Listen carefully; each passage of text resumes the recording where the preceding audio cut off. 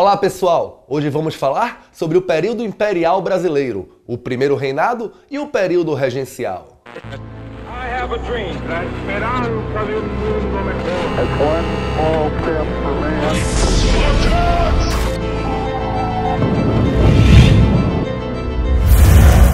Tudo começa quando os revolucionários do Porto, aos 24 de agosto de 1820, exigem a volta imediata de Dom João VI e toda a corte portuguesa, assim como a imediata recolonização do Brasil, aqui deixando o jovem Pedrinho de Alcântara, o príncipe da Beira, que aderiu à causa nacionalista brasileira ao receber um abaixo-assinado contendo 8.000 assinaturas. Famosa então é a clássica resposta do príncipe regente, que disse, aos 9 de janeiro de 1822...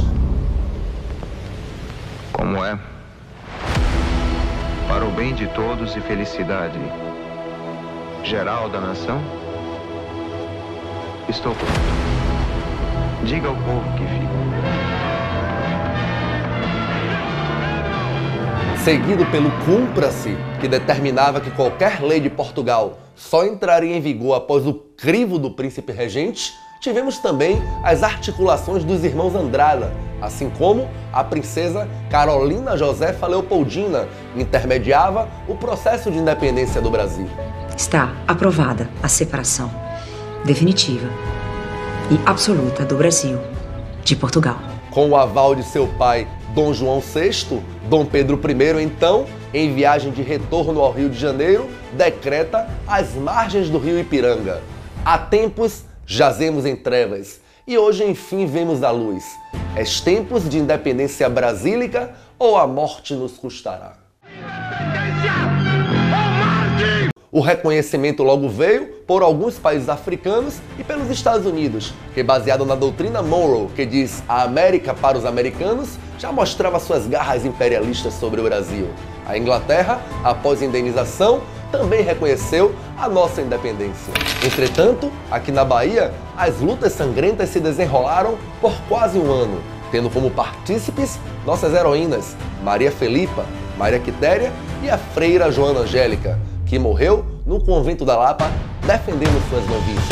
Nos mares, coube a João das Botas, assim como mercenários ingleses como Lord Cochrane, Lord Grenfell e, principalmente, Jean-Pierre Labattie, um ex-general de Napoleão, contratado por Dom Pedro I, com a vitória dos brasileiros na Batalha do 2 de Julho, em Pirajá, na Bahia, tornava-se necessário, então, após a consolidação da nossa independência, uma constitucionalização do país. Os trabalhos da Constituinte foram iniciados ainda em 1823, sob o comando dos irmãos Andrada e baseado na renda dos cidadãos, ou seja, de caráter censitário, tinha um pequeno problema: limitava o poder do imperador, o que levou ao fechamento do Congresso e à prisão de alguns deputados, em um episódio conhecido como a Noite da Agonia. Senhores deputados, tudo indica que Sua Majestade tem interesse na dissolução desta Assembleia.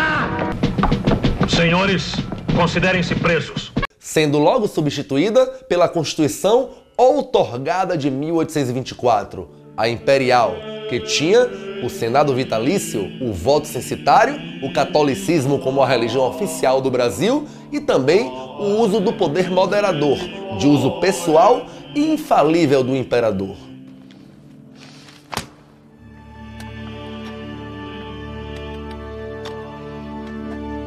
A Magna Carta brasileira, inspirada na Constituição Francesa de 1814, era constitucional do papel. Entretanto, graças ao uso do poder moderador, era absolutista na prática. O caráter centralizador e autoritário da Constituição de 1824 logo tornou-se um empecilho indigesto à politizada região de Pernambuco, que viu estourar um movimento de caráter liberal, separatista e republicano. Era a Confederação do Equador, que exigia a separação do Nordeste brasileiro e uma Constituição republicana baseada na Colômbia. A repressão do movimento ficou a cargo de Francisco de Lima e Silva, pai do futuro Duque de Caxias, que executou 16 líderes do movimento, inclusive o Frei Caneca. Já em Portugal, Dom Pedro I abdica do trono português em nome de sua filha, Maria da Glória, que sofre um golpe de estado do seu próprio irmão, Dom Miguel.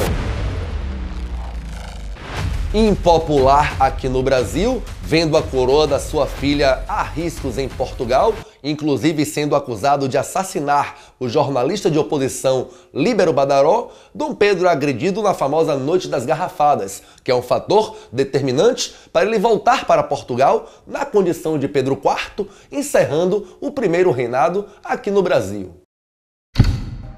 Com o retorno de Dom Pedro I para Portugal, aqui ficou seu filho, com apenas 4 anos e 7 meses de idade, sendo regido, como dizia a Carta Constitucional de 1824, por políticos que assessoravam os 9 anos de regência, de 1831 a 1840, ficou conhecido por alguns autores como a primeira experiência republicana brasileira, devido a seu alto grau de descentralização política e de poderio aos estados. Com a abdicação de Pedro I em 1831 e sua posterior morte em 1834, o Partido Restaurador perde espaço e quem ganha notoriedade são os liberais, que são divididos em liberais moderados, compostos por grandes proprietários rurais, e pelos liberais exaltados, chamados de farroupilhas. Assim sendo, os dois primeiros, os restauradores e os moderados, seriam a base dos regressistas, que seriam mais à frente o Partido Conservador, enquanto que alguns moderados e os farroupilhas, chamados de exaltados, dariam lá na frente os progressistas, que formariam em breve o Partido Liberal. Logo no início, a regência trina, que era provisória, tornou-se permanente. E em 1831, o padre Diogo Antônio Feijó cria a Guarda Nacional, armando e criando um exército particular aos grandes proprietários rurais, lançando as bases do que viria a ser, em breve, o coronelismo. Já em 1832, foi criado o Código de Processo Criminal, criando uma justiça local, municipal, para que, em 1834, fosse criado o Ato Adicional à Constituição de 1824, uma emenda constitucional que dava mais poder aos estados da federação.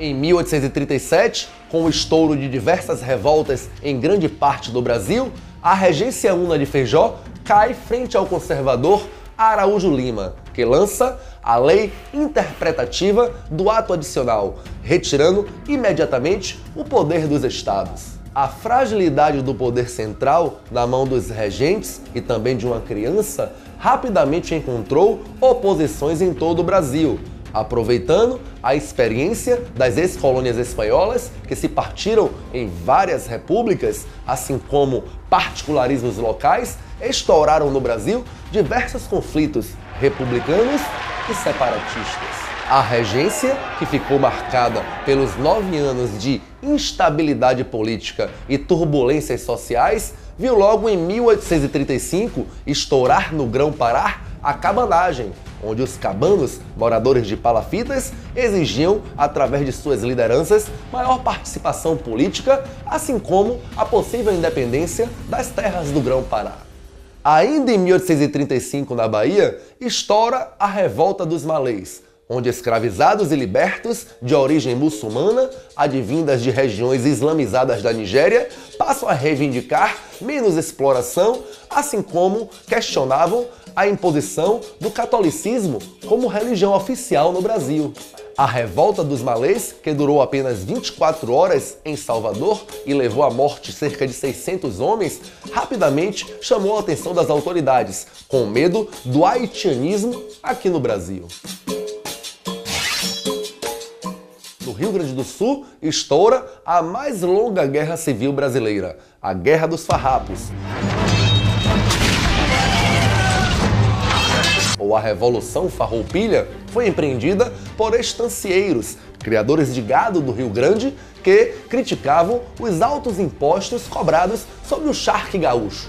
Os líderes farrapos, Davi Canabarro e Bento Gonçalves, empreenderam um movimento separatista e republicano, fundando em 1835 a República Rio-Grandense, também chamada de República de Piratini, que foi abafada pelas tropas imperiais, fazendo do Rio Grande novamente uma parte do território brasileiro. É importante ressaltar também nesse movimento a participação de Anita e Giuseppe Garibaldi, um mercenário italiano que aqui veio lutar na independência do Rio Grande do Sul, recebendo por isso a alcunha de o herói de dois mundos.